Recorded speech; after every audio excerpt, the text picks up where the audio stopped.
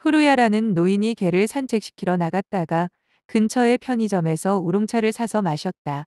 그런데 갑자기 발작을 일으키면서 길가에 쓰러져 사망했다. 경찰의 조사 결과 그 노인이 마시던 우롱차에서 청산가리가 검출되었고, 그 사건은 현재까지 일어난 3건의 무차별 독살 사건에 이은 4번째 사건이었다. 도쿄 근처에서 몇 달 사이에 청산가리가 든 음료수를 마시고 사망한 사건이 4번째 발생했다.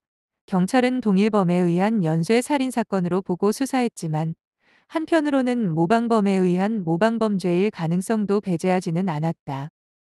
스기무라가 근무하는 이마다 콘체른의 홍보부에서는 매달 사내 잡지를 발간한다.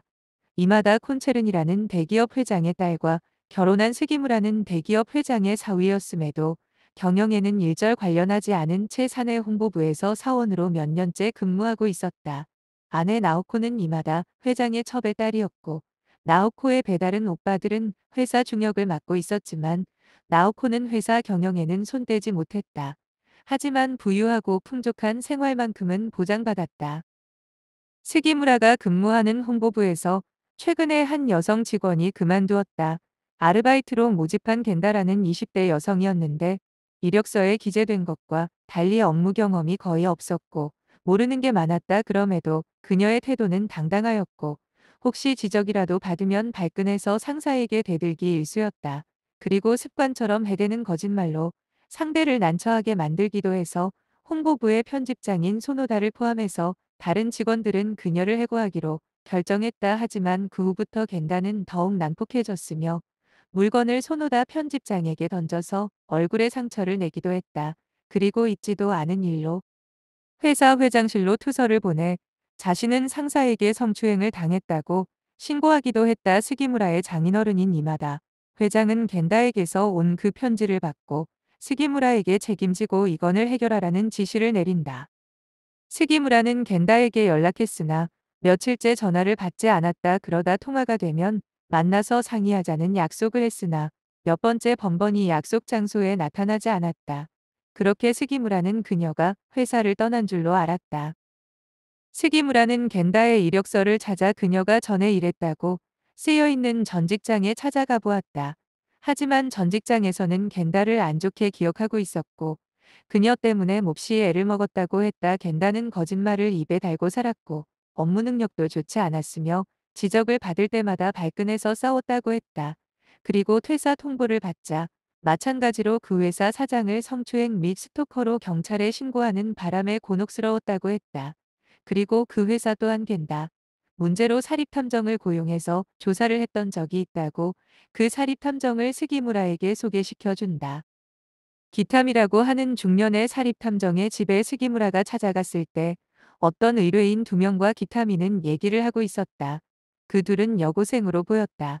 하지만 기타미는 그 둘의 의뢰는 받을 수 없다고 거절했고, 그 두 여학생은 낙담한 채 돌아갔다. 스기무라는 기타미에게 겐다에 대해 물었고, 기타미는 겐다라는 여성은 생각보다 더 무모한 짓도 저지를 수 있는 위험한 여성이라는 조언을 듣는다.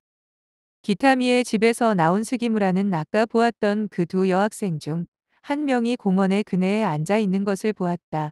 안색이 창백해 보이는 그 여학생은 잠시 후 쓰러졌고, 미치카라고 하는 그 여학생을 스기무라는 안아 일으키고 구급차를 부른다. 미치카는 얼마 전 우롱차를 마시고 사망한 후루야라는 노인의 손녀였다. 미치카는 할아버지의 그 사망 사건을 조사해달라고 기타미 사립탐정을 찾아온 것이었다. 경찰은 그 독살 사건의 범인을 아직 찾지 못했고, 그 할아버지의 딸인 아키코를 용의자로 의심하고 있었다. 미치카의 어머니이자 후루야 노인의 딸인 아키코는 최근에 재산 문제로 아버지인 후루야와 사이가 좋지 않았다. 후루야 노인은 직장에서 은퇴하고 만난 여자가 있었는데, 그 여자에게 자신의 남은 재산을 물려주고 싶어 했다. 딸인 아키코는 반대했고, 아버지는 그 여자와 재혼하고 싶어 했다. 결국 재산 문제로 인해 딸인 아키코가 아버지를 독살한 것이 아니냐는 전제하에 경찰이 수사하고 있었고, 미치카는 어머니의 억울함을 풀어주고 싶었다. 그런데 얼마 후 독살 사건의 범인이 잡혔다. 범인은 젊은 청년이었고, 자신의 범행을 알게 된 여자친구의 권유로 경찰에 자수했다.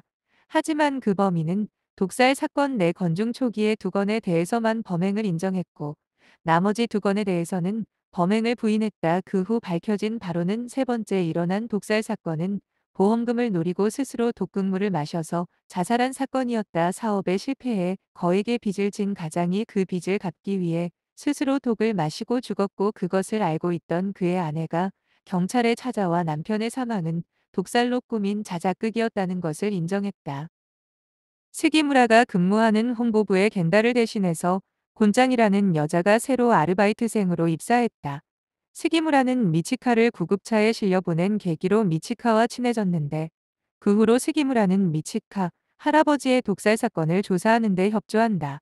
그러다 그 독살 사건을 조사하던 저널리스트를 알게 되었고 아키야마라고 하는 그 저널리스트에게는 곤짱이라는 사촌 여동생이 옆에서 자주 챙겨주고 있었고 스기무라는 곤짱에게 자신의 부서에 결혼이 한 명 생겨서 급하게 일손이 필요하다고 하고 곤짱을 채용하게 되었다. 사무실 직원들 및 소노다, 편집장은 곤짱을 마음에 들어했다. 그런데 어느 날 곤짱이 타다 준 커피를 마시고 사무실 직원들이 다 쓰러졌다. 그 커피에는 수면제가 들어있었고 곤짱 또한 그 커피를 마신 후 병원에 실려간다.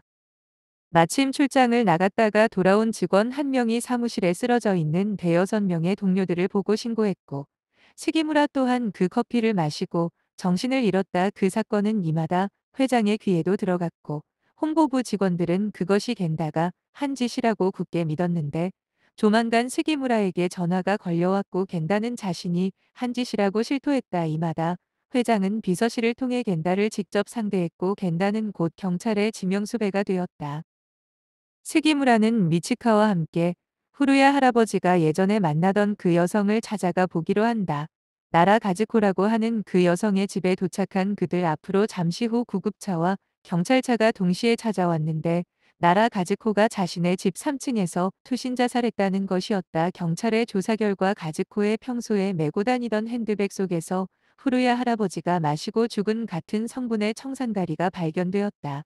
그리고 가즈코가 남긴 유서가 발견되었는데 후루야 할아버지가 그렇게 된 것에 미안함을 느낀다는 내용이었다. 경찰은 이 2가지를 근거로 가즈코가 후루야를 독살한 것으로 판단했다. 스기무라는 후루야가 우롱차를 사서 마신 그 편의점을 찾아가 보았다. 언론에 그 사건이 공개된 후 그 편의점은 문을 닫았다. 하지만 그 편의점에서 근무했던 직원인 하시타테는 편의점이 문을 닫은 후로도 매일 그 가게 앞을 청소했다. 몸이 허약해 보이는 청년인 그 하시타테는 할머니와 함께 가난하게 살고 있었고 우연히 마주친 스기무라는 그 하시타테의 집을 찾아간다. 하시타테는 천식을 앓고 있었고 스기무라 앞에서 몹시 죄진 표정으로 후루야의 죽음을 애도했다. 스기무라는 그곳에서 어떤 낌새를 느꼈고 자살한 가즈코가 후루야를 독살한 범인이 아닐 수도 있다는 느낌을 받는다. 하지만 가즈코의 핸드백 속에서 정상가리가 발견되었기 때문에 어쩔 수 없었다. 스기무라는 가즈코의 핸드백 속에 누군가가 고의로 청산가리를 집어넣었을 수도 있다는 가정하에 그것을 저널리스트인 아키야마에게 얘기했고 아키야마와 함께 다시 하시타테의 집으로 찾아간 스기무라는 거기서 하시타테의 자백을 받는다. 하시타테는 부모님이 가족을 버리고 떠나는 바람에 할머니와 둘이 어렵고 가난하게 살아왔고 그런 삶을 비관했다. 하시타테는 할머니를 독살하기 위해 인터넷을 통해 청산가리를 구했지만 할머니를 죽일 용기가 없었다. 하시타테는 무차별 독살을 계획하고 청산가리를 물에 녹여 주사기로 자신이 일하던 편의점 냉장고 속의 우롱차에 주입했다고 실토했다. 스기무라는 아키야마와 함께 하시타테를 자수시키고자 데려갔고 택시를 타고 경찰서로 이동하던 중 스기무라에게 휴대전화가 걸려온다. 스기무라의 아내 나오코에게서 온 전화였고 지금 집에 겐다라는 여성이 찾아와 모모코를 인질로 삼고 위협하고 있다고 말했다.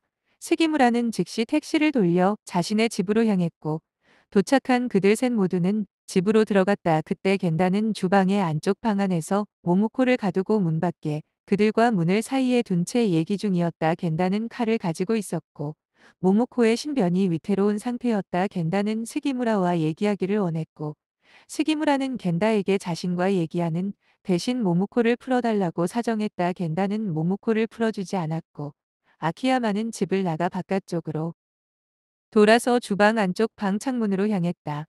하시타테는 겐다에게 다가가 문을 사이에 두고 겐다를 설득한다. 하시타테는 자신은 살인범이라고 말하며 자신이 후루야를 독살시킨 장본인이라고 얘기한다. 하지만 후루야를 죽였음에도 마음의 고통은 전혀 사라지지 않았다고 얘기하며 겐다에게 아직 늦지 않았다며 그만둘 것을 권한다.